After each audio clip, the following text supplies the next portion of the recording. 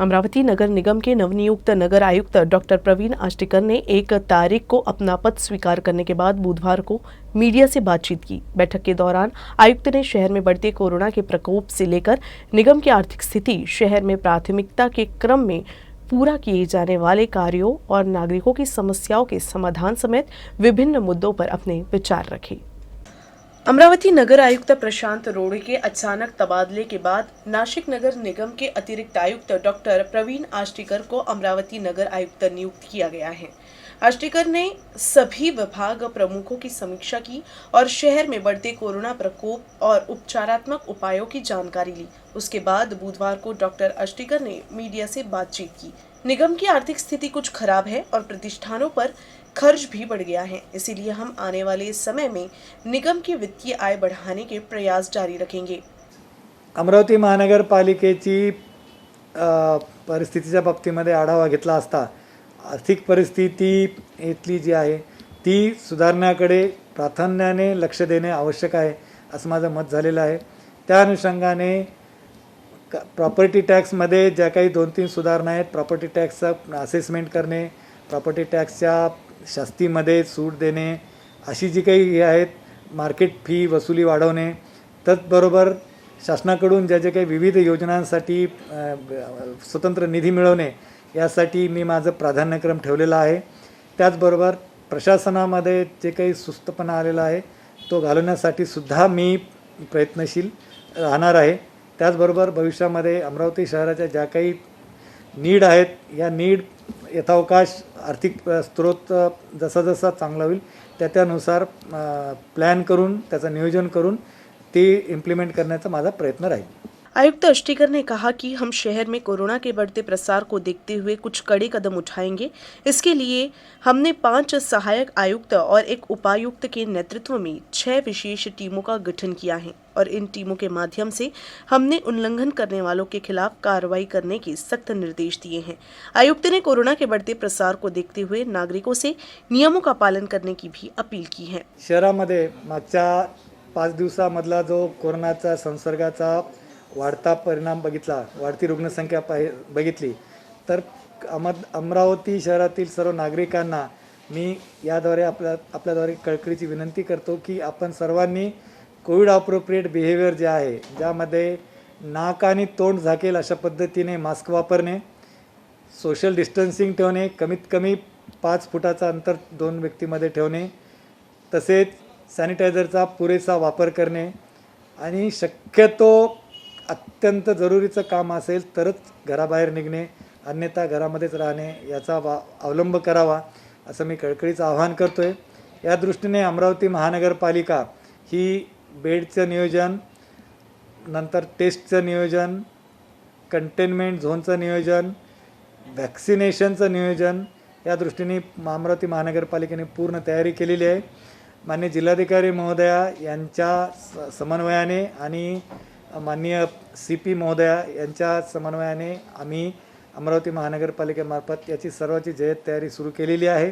अमरावती जिले में कोरोना के नए मामलों की संख्या दिन ब दिन बढ़ती जा रही है। जिले में बुधवार को कुल 47 नए मामले सामने आए। बुधवार को अमरावती जिले में कोरोना संक्रमण के 47 नए मरीज सामने आए हैं। पिछले कई दिनों से अमरावती में कोरोना की रफ्तार धीमी थी। हालांकि नए साल की शुरुआत से ही मामले एकाएक बढ़ने से प्रशासन की चिंता में इजाफा हुआ है। बुधवार को मिले नए मरीजों के बाद जिले में कुल संक्रमितों की संख्या 96,364 पर पहुंच गई है। अमरावती जिले में बडनेरा, मोर्शी, वरुड़ और वर्कशॉप के 46 कर्मचारियों को बर्खास्त कर दिया गया है। नतीजतन बर्खास्तगी की संख्या अब 116 पर पहुंच गई है। इनमें 14 कंडक्टर, 8 ड्राइवर, 3 प्रशासनिक कर्मचारी और 21 तांत्रिक कर्मचारी शामिल है। जिले में संपर्क कर्मियों की अनुपलब्धता के कारण निलंबित किए गए कर्मचारियों के खिलाफ अब एसटी महामंडल अनुशासनात्मक कार्रवाई कर रहा है। एसटी महामंडल ने अब कार्रवाई तेज कर दी है और प्रतिदिन कर्मचारियों के खिलाफ कार्रवाई की जा रही है। मंगलवार को सबसे ज्यादा 46 कर्मचारियों को बर्खास्त किया गया, जिसमें बडनेरा डिपो के 11, मोर्शी डिपो के 5, वरुड़ डिपो के 10 और वर्कशॉप के 20 कर्मचारी शामिल है। इन 8 दिनों में 116 कर्मचारियों को बर्खास्त किया गया है, लेकिन प्रशासन द्वारा की जा रही ये कार्रवाई ये भी दर्शाती है कि कर्मचारी सरकार के निर्णय से संतुष्ट नहीं है। हालांकि इस आंदोलन के अंत पर सभी की निगाहें टिकी हुई है, लेकिन 2 महीने से चल रहे इस आंदोलन से लाल परी के पहिए 2 महीने से ठप है, जिसका खामियाजा आम यात्रियों को भुगतना पड़ रहा है। विदर्भ के नंदनवन चिखलदरा के साथ मेलघाट टाइगर रिजर्व में जंगल सफारी और हाथी सफारी के लिए देश भर से पर्यटक आते हैं, लेकिन कोलकास के सिपना वन्यजीव विभाग के 4 हाथियों का चोपिंग और उपचार करने की वजह से हाथी सफारी बंद रहेगी। मेलघाट टाइगर रिजर्व में स्वास्थ्य जांच के लिए 4 हथिनी 15 दिन की छुट्टी पर होंगी। इस बीच पैरों को ठंड से बचाने के लिए 3 से 17 जनवरी 2022 तक हमेशा की तरह एक विशेष प्रकार की चोपिंग औषधोपचार पद्धति की जाएगी, जिसके बाद सुंदरमाला, जयश्री, चंपाकली और लक्ष्मी पर्यटकों की सेवा में नियमित रूप से मौजूद रहेंगी। चिखलदरा के साथ मेलघाट टाइगर रिजर्व में जंगल सफारी और हाथी सफारी के लिए देश भर से पर्यटक सेमाढो, कोलकास, आमजरी आते हैं। कोलकास संकुल में पर्यटकों के सफारी के लिए सुंदरमाला, जयश्री, चंपाकली और लक्ष्मी ये 4 हथिनियां तैनात है। उनका स्वास्थ्य बना रहना चाहिए, साथ ही बढ़ती ठंड में उनके पैरों की देखभाल के लिए चोपिंग करना जरूरी है। मेळघाट व्याघ्र प्रकल्प सिपना वन्यजीव विभाग अंतर्गत कोलकास येथे सेमाडो संकुल परिक्षेत्रामध्ये 4 हत्तींनी सफारीसाठी कार्यरत असून लक्ष्मी, सुंदरमाला, चंपाकली आणि जयश्री यांची 3 जानेवारी 2022 पासून चोपिंग या आयुर्वेदिक लेपन पद्धतीला सुरुवात झालेली आहे। या चोपिंग पद्धतीमध्ये हत्ती सफारी संपूर्णतः बंद ठेवण्यात येत असून हत्तीकडून कोणत्याही प्रकारचे काम करून घेतल्या जात नाही। यामध्ये चोपिंग करत असताना बिबा, हिरडा, डिकामाली, अस्मंत्रा, जायफळ या प्रकारच्या विविध 44 जडीबुटींचा अर्क फल्ली तेलामध्ये उकळून त्याचे लेपन हत्तीच्या पायांना केले जाते, जेणेकरून हत्तीचा पाय आणि नखाच्या भागामधील जो काही भाग आहे त्याला भेगा पडू नये हा यामागील प्रमुख उद्देश असून या कालावधीत श्री पंडोले महावत आणि वनरक्षक अलोकार यांच्या मार्गदर्शनाखाली सर्व हत्ती मदतनीस चोपिंग ही पद्धत पुढील 15 दिवस करणार असून सफारी 3 जानेवारी ते 17 जानेवारीपर्यंत बंद राहण्यात येत असून पुढे 17 तारखेच्या पुढे सफारी पूर्ववत पर्यटकांसाठी सुरू करण्यात येईल। सैकड़ों अनाथों और बेसहारा लोगों का साथ देने वाली पद्मश्री सिंधुताई सपकाल के अचानक चले जाने से विदर्भ भी शोक में है। राज्य मंत्री बच्चू कडू ने मां को श्रद्धांजलि दी और अपनी भावनाएं व्यक्त की। सिंधुताईंना श्रद्धांजली अर्पण करताना खरं तर विदर्भाच्या सातपुड्याच्या कुशीत त्यांचं बालपण केलं आणि सह्याद्रीला त्या स्थिरावल्या, प्रचंड काम मोठं उभं केलं। ज्या स्वतः अनाथ अवस्थेमध्ये जगल्या त्यांनीच अनाथासाठी एक घर उभं केलं आणि अनाथाच्या त्या माय झाल्या। खरं तर एवढं सेवाभावी व्यक्तिमत्व अनेक संकटातून उभं राहत असताना जेवढ्या त्या झिजल्या तेवढ्याच त्या मोठ्या सुद्धा त्याच्यामध्ये त्या क्षेत्रामध्ये झाल्या। कुठलंही एक क्षेत्र किती मजबूतीनं उभं राहावं, किती प्रामाणिकतेनं उभं करावं त्याचं एक मुख्य उदाहरण म्हणजे सिंधुताई सपकाळ। आम्ही एक कार्यक्रमात माझी पत्नी नैना बोलत होती की सिंधुताईनं चिंध्यातून सिंधू उभी केली, सिंधूपर्यंत प्रवास आहे। चिंधी ते सिंधू असा त्यांचा प्रवास आहे। चिंधी म्हणजे एक लहानसा कापड आणि सिंधू म्हणजे समुद्राला स्थिरावलेली नद। अशा प्रकारची जी काही कार्य त्यांची जीवनगाथा राहिली ती इतकी मोठी आहे आणि या सगळ्या याच्यातून श्रद्धांजली अर्पण करताना फक्त शब्दातून न होता ते कृतीतून झाली पाहिजे आणि कृतीशिवाय त्याला काही अर्थ उरत नाही। टेलीमेडिसिन मुख्यमंत्री उद्धव ठाकरे का ड्रीम प्रोजेक्ट था। तत्कालीन स्वास्थ्य मंत्री दीपक सावंत ने अमरावती के मेलघाट में टेलीमेडिसिन को प्राथमिकता दी थी, लेकिन अब इस ड्रीम प्रोजेक्ट को रोक दिया गया है। मेलघाट में टेलीमेडिसिन सेवा कुछ ही महीने में बंद कर दी गई है और अब प्रशासन उस सेवा को फिर से शुरू करने से हिचक रहा है। टेलीमेडिसिन सुविधा के माध्यम से दुनिया भर के विशेषज्ञों से परामर्श करना और संबंधित रोगियों के इलाज के लिए कौन सी दवा है इस बारे में सलाह लेना संभव है। यदि टेलीमेडिसिन प्रणाली विशेषज्ञों को संबंधित रोगियों की बीमारियों के बारे में सूचित करती हैं तो वे संबंधित रोगियों की दवा पर तुरंत मार्गदर्शन प्रदान करेंगे। मरीजों को अन्य जगहों पर रेफर किए बिना मौके पर ही इलाज किया जा रहा है और मेलघाट में स्वास्थ्य सुविधाओं की कमी को देखते हुए तत्कालीन राज्य के स्वास्थ्य मंत्री ने मेलघाट के सेमाडोह और हरिसाल में टेलीमेडिसिन सेवाएं शुरू की थी, लेकिन कुछ ही देर में ये सेवा निष्प्रभावी हो गई। ये जानकर हैरानी होती है कि आधुनिक तकनीक का इस्तेमाल कर बनाई गई टेलीमेडिसिन सेवा फिलहाल मेलघाट में बंद हो रही है, तो यहाँ के डॉक्टरों के लिए टेलीमेडिसिन से गंभीर बीमारियों का इलाज मुश्किल हो गया है। फिर भी प्रशासनिक अधिकारी उदासीन है।